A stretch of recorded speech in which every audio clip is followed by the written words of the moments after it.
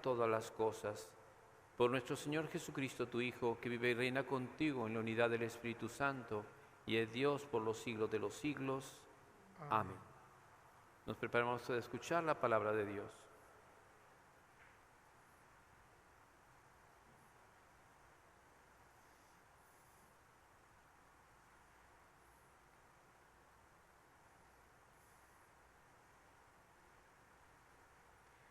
Lectura del libro del profeta Jeremías. En aquel tiempo me habló el Señor y me dijo: Ve y grita a los oídos de Jerusalén. Esto dice el Señor: Aún recuerdo el cariño de tu juventud y tu amor de novia para conmigo, cuando me seguías por el desierto, por una tierra sin cultivo. Israel estaba consagrado al Señor como primicia de su cosecha. Quien se atrevía a comer de ella cometía un delito y la desgracia caía sobre él.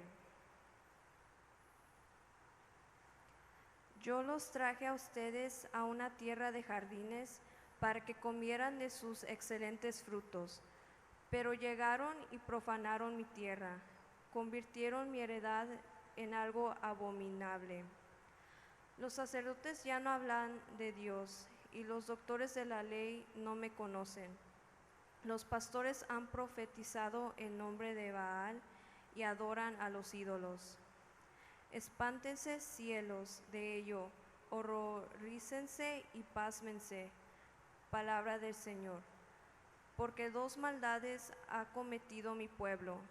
Me abandonaron a mí, manantial de aguas vivas, y se hicieron cisternas agrietadas, que no retienen el agua.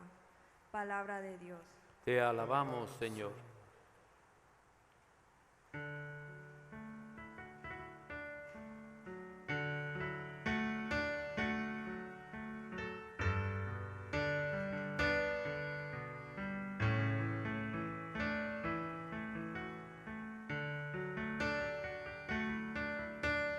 Tú eres, Señor, la fuente de la vida.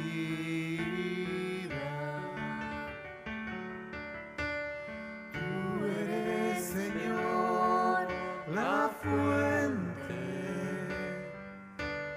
de la vida. Señor, tu misericordia es como el cielo y tu fidelidad como desde la tierra hasta las nubes. Más grande que las montañas es tu justicia, y tus sentencias son como el océano inmenso. Tú eres, Señor, la fuente de la vida.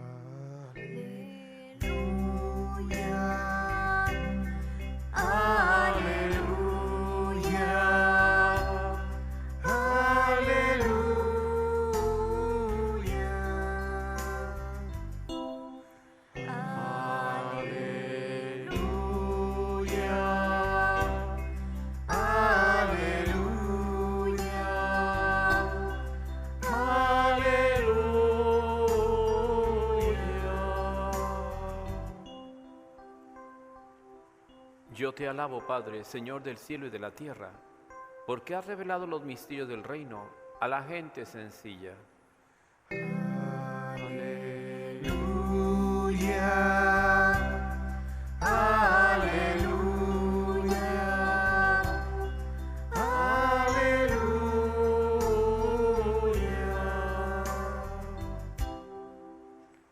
El Señor esté con ustedes.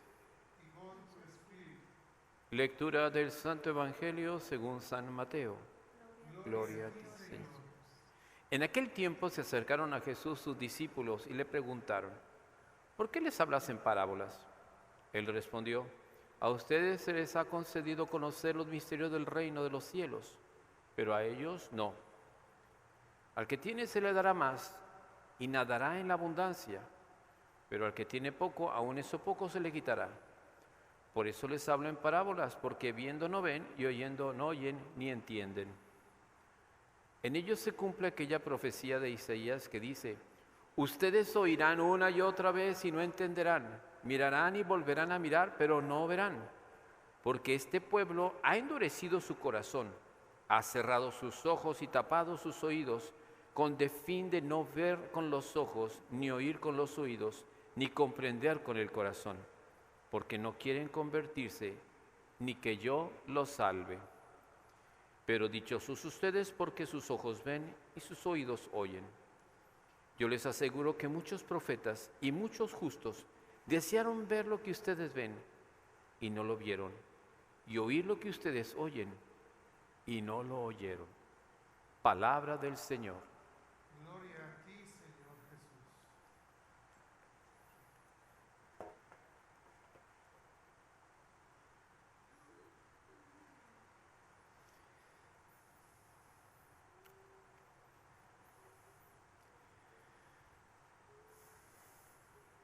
Una de las cosas que me encanta a mí de los profetas, sobre todo los profetas mayores del Antiguo Testamento, es que preparan el camino para el encuentro del Señor.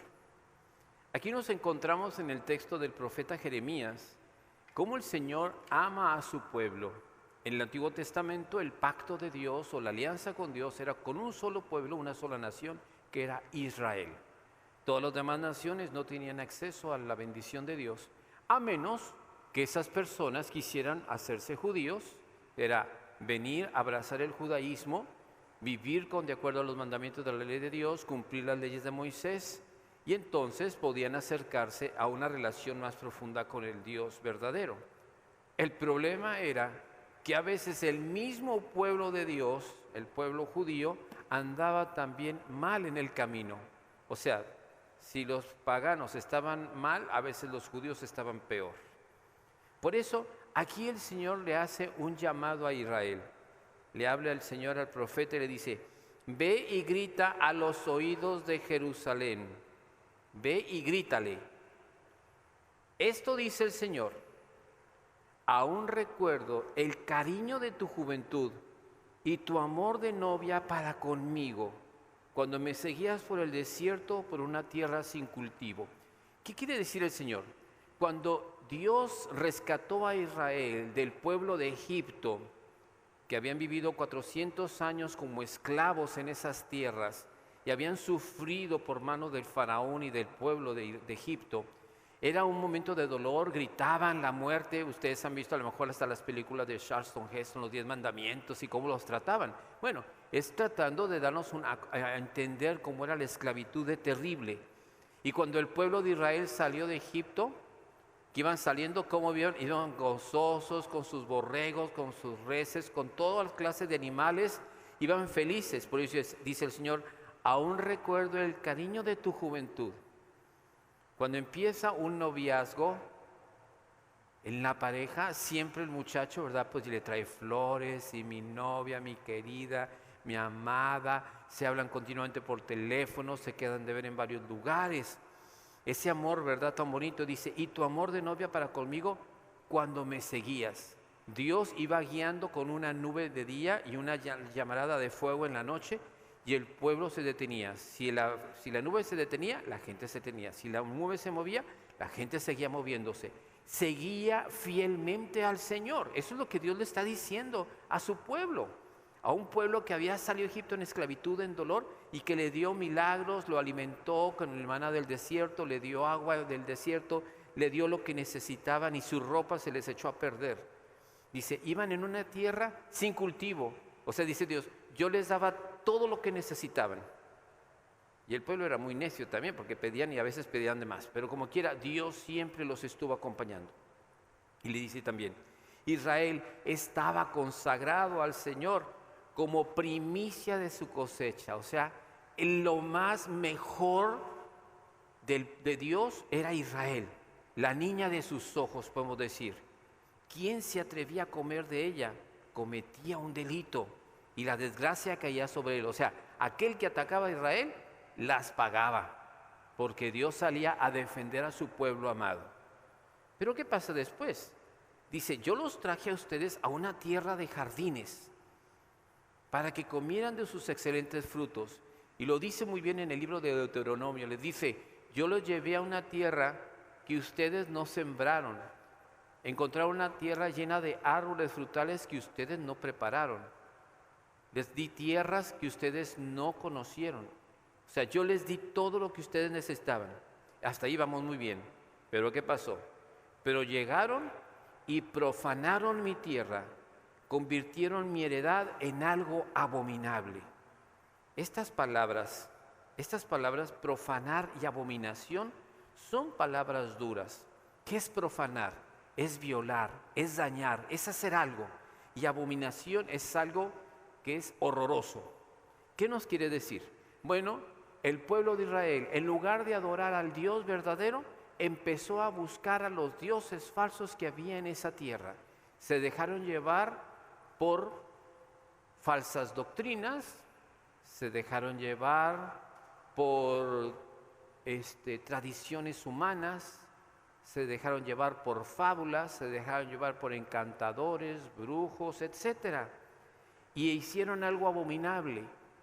¿Qué pasaría? Bueno, sabemos que hacían sacrificios. En esas tierras, antes de que llegaran los judíos, había sacrificios humanos. Tomaban a los hijos primogénitos y los sacrificaban para edificar sus ciudades. Y era algo que Dios abominaba. Pues desgraciadamente el pueblo de Israel cometió exactamente lo mismo. Por eso profanaron mi tierra y convirtieron mi heredad en abominación. Y luego algo más terrible. Los sacerdotes ya no hablan de Dios. Y los doctores de la ley, o sea, los que conocen la palabra de Dios, no me conocen. Los pastores, o sea, los que guían a las ovejas, los que trabajan cerca de la gente, están profetizando en nombre de Baal, o sea, de un Dios falso, y adoran a los ídolos. Y luego dice el Señor, espántense los cielos de eso, horrorícense y pásmense, porque dos maldades ha cometido mi pueblo. Es muy duro lo que está diciendo aquí el Señor, pero el Señor les está recriminando a Israel su pecado y se los está diciendo en su cara. No me gustaría haber estado en los pellejos de Jeremías, diciéndoles eso ahí en la misma tierra santa, en Jerusalén, ahí al pueblo judío, a los sacerdotes y a los pastores y a todos, diciéndoles, ustedes han hecho abominación, ustedes han pecado. Y dice, dos maldades ha cometido mi pueblo. Me abandonaron a mí, fuente de aguas vivas, y se hicieron cisternas agrietadas que no retienen el agua. ¿Qué significa esto? Bueno, yo vengo de una tierra semidesértica. Uno de los problemas que tenemos en las tierras de Nuevo León, de Coahuila, de Chihuahua, es la falta de agua. Para abastecernos, tenemos que hacer cisternas. Hacemos un pozo en un lado de la casa, ponemos cemento, y después cuando viene agua en abundancia, pues va cayendo en eso, está reteniéndose. A veces ya no hay agua, pero caen gotitas, pero está cayendo toda la noche. Entonces, esas cisternas nos sirven para tener agua que nos fortalezca. El problema de las cisternas es que tiene que estar bien cerrada, porque si no, se nos caen animales, ratones, lagartijos, cucarachos, y echan a perder el agua. Por eso nosotros tenemos que tener cerrado, yo recuerdo que me decía mi padre, Vayan a ver que está la cisterna cerrada, sí está cerrada. O abran para ver si ya hay agua o hasta dónde está el agua, porque pues había que bañarse, había que hacer las cosas de la casa. Nos asomábamos si todo está bien. Pero teníamos que revisar siempre que la cisterna estuviera. No podemos depender de la cisterna porque la cisterna, el agua se puede estancar. Por eso necesitamos que esté continuamente fluyendo el agua. Bueno, pues aquí el Señor les está diciendo, yo soy el manantial de aguas vivas. Todo lo que tú necesites yo te lo puedo dar. Pídeme agua y te la daré. Pídeme alimento, yo te lo daré. Pídeme en tus necesidades, yo te voy a sostener. Uno de los nombres de Dios es yo soy tu proveedor. Yahvé Jireh, yo te proveo, yo te doy, yo te concedo lo que necesites. Pero cuando el pueblo se olvida de Dios, pues se cae en idolatría. Bueno, tú podrás decir, bueno, Padre Rubén, pero eso pasó en el Antiguo Testamento. Les diré como dice aquí el canto, esta triste historia vuelve a repetirse. Estas historias se repiten continuamente en todos los tiempos. Y la iglesia también puede cometer este tipo de errores. A veces uno como sacerdote, en lugar de estar enterado de las cosas de Dios, de estar entrando y guiando a su pueblo para que lleguen a Jesús, para que se transformen en hombres y mujeres santos, ¿qué nos encontramos? Yo recuerdo en una reunión de sacerdotes en mi tierra, y decía un sacerdote, me da mucha tristeza porque la gente nos busca para obtener justicias contra alguna situación de falta de agua o una necesidad de la colonia. Por justicia social buscaban a los curas y para ayudas espirituales buscaban a los pastores protestantes. Y eso les molestaba a los sacerdotes. Y es verdad, pero muchas veces el sacerdote, en lugar de meterse directamente en las cosas de Dios, estudiar la palabra, guiar al pueblo de Dios en la justicia divina, en enseñar la vida sacramental, en enseñar la vida de oración, en enseñar la vida moral, se meten en cosas que no son de ellos, que también nos puede competir, pero no es lo único. Y entonces la gente se confunde. Entonces, si el sacerdote no habla de Dios y los que son conocedores de la doctrina tampoco se encargan de estudiar y enseñar a los demás, imagínense la gente. Si estos andan mal, estos andarán peor. Y por eso el Señor nos vuelve a recordar. Jesucristo dice, el que cree en mí, ríos de agua viva, manantiales de agua viva brotarán de su corazón, de su ser, hasta la vida eterna. Él es el manantial de aguas vivas. Si tienes hambre y tienes sed, ven a mí, dice el Señor. Yo te voy a alimentar, yo te voy a dar de mis aguas, que te den, que las aguas borboteen para la vida eterna, que te llenes de plenitud y de gracia. Pero ¿qué hace mi pueblo? Me abandonan a mí, manantial de agua viva, y se hacen cisternas agrietadas. O sea, una cisterna, ya les dije cómo se hace. Y lo peor que puede pasar es que una cisterna se haga y que se quiebre por dentro. Y está cayendo agua, y está cayendo agua, y está cayendo agua, y nunca se va a llenar esa cisterna porque está quebrada. Dice el Señor, la gente que me abandona a mí y se hace una cisterna buscando otros dioses, buscando en la adivinación, en las cosas de la brujería, de la hechicería, buscando cosas que yo prohíbo en mi ley, hacen una cisterna que se quiebra, porque están bajo maldición y no podrán tener bendición en sus vidas y morirán en su pecado. Ese es el tremendo pecado del pueblo hasta nuestros días. El Señor nos prueba. El Señor dice que quiere que nosotros mostremos nuestra fidelidad a Dios.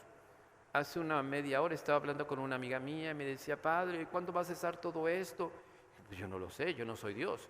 Lo que tenemos que hacer es que nosotros debemos que orar, tenemos que clamar, tenemos que ser obedientes para que las cosas se vayan solucionando y seguir orando para que haya una solución en esta situación. Y me dijo, Padre, es que la gente se está enfriando. Yo, ajá. ¿Y qué hay con eso? ¿Qué debemos hacer? Orar. Dios quiere ver hasta dónde está nuestra fidelidad a Él. Es fácil decir yo sigo a Dios en tiempo de jauja. Es muy fácil decir, uy, yo te sigo cuando estás en un retiro espiritual, donde estás bien emocionado, te caen toda clase de bendiciones y todo. Dice el Señor en el libro el libro de la imitación de Cristo. Muchos me siguen en el monte Tabor, donde Jesús sale iluminado con la transfiguración. Otros muchos me siguen en el monte de las bienaventuranzas. Otros muchos me siguen en el monte cuando multipliqué los panes y los peces. Uy, ahí vamos todos. Pocos me siguen al monte de los olivos. Unos cuantos vienen. Y al monte Calvario, solo los valientes. Esa es la cuestión. Seguimos al Señor porque nos da pan. Seguimos al Señor porque nos hace un milagro. Seguimos al Señor porque nos hace una bendición. Seguimos al Señor porque, todo está bien bonito. En las cosas bellas y en las cosas buenas. Pero dice el Señor, y a ver cuántos me siguen al Calvario. A ver cuántos llegan. Yo soy compañero de la cruz. Yo decidí hacerlo. Claro que cuesta. Y cuesta bastante. Pero el Señor ve nuestra fidelidad. Yo le decía a esta amiga, lamento mucho lo que me dices, y es verdad, la gente se está enfriando, pero es culpa de ellos, porque Dios nunca se separa de nadie. Yo todas las mañanas me levanto y busco al Señor, me levanto a las 5:10 de la mañana, me arreglo y me voy a la capilla, modorro, cansado, con problemas o sin problemas, con gozos o con sequedad. Dije, pero aquí estoy, tú y yo hicimos una alianza y aquí estoy, Señor. Y tú eres fiel y yo quiero ser fiel. Te fallo muchas veces, pero aquí estoy. Porque no quiero una cisterna agrietada que no contenga agua. Yo quiero ser un canal donde tu gracia y ser una vasija donde tu agua viva esté continuamente cayendo sobre mí y me llene. Satisface mi hambre. Satisfaz por favor mi sed de ti. Y estar con Él es lo mejor que puedes ser. ¿Y qué pasa? Cuando llevas esta bendición, llevas ese manantial de vida a otras personas. Lo mismo sucedió con Santa Brígida de Suecia. Ella no era una monjita, era una mujer casada, con 8 hijos, 4 hijas y 4 hijos. Se dedicó a ellos y el Señor le revelaba visiones, se mostraba con locuciones, le hablaba, excelentes libros, ahí los tengo los 2 libros, son gruesos, así grandes. Los papas investigaron sus visiones, revisaron los teólogos y decían todo lo que ella dice está de acuerdo a las Sagradas Escrituras, está de acuerdo a la tradición de la Iglesia. Una mujer santa que no era monja y que se desprendió de cuando murió su esposo y quedó viuda, ella siguió educando a sus hijos y después ella se dedicó a las obras de caridad. Se fue de donde ella era, de Uppsala, Suecia, y se fue a Roma a vivir para estar ayudando a los más necesitados. Dios le invitó a organizar una congregación religiosa, las monjas del Divino Salvador, y así nosotros vamos encontrando, ¿verdad?, una mujer que estaba en el mundo pero que no era del mundo y que supo defender la fe hasta las últimas consecuencias. Murió en estado de gracia y reconocida. Sus oraciones mucha gente las hace todavía para obtener bendiciones y favores. Yo soy testigo de un matrimonio que ha hecho un año oraciones y han obtenido beneficios a través de la intercesión de Santa Brígida. Por eso nosotros estamos invitados a esto, mis hermanos. Lo que dice aquí, dichosos ustedes porque sus ojos ven y sus oídos oyen. Yo les aseguro que muchos profetas y muchos justos desearon ver lo que ustedes ven y no lo vieron, y oír lo que ustedes oyen y no lo oyeron. Dios está cerca de ti.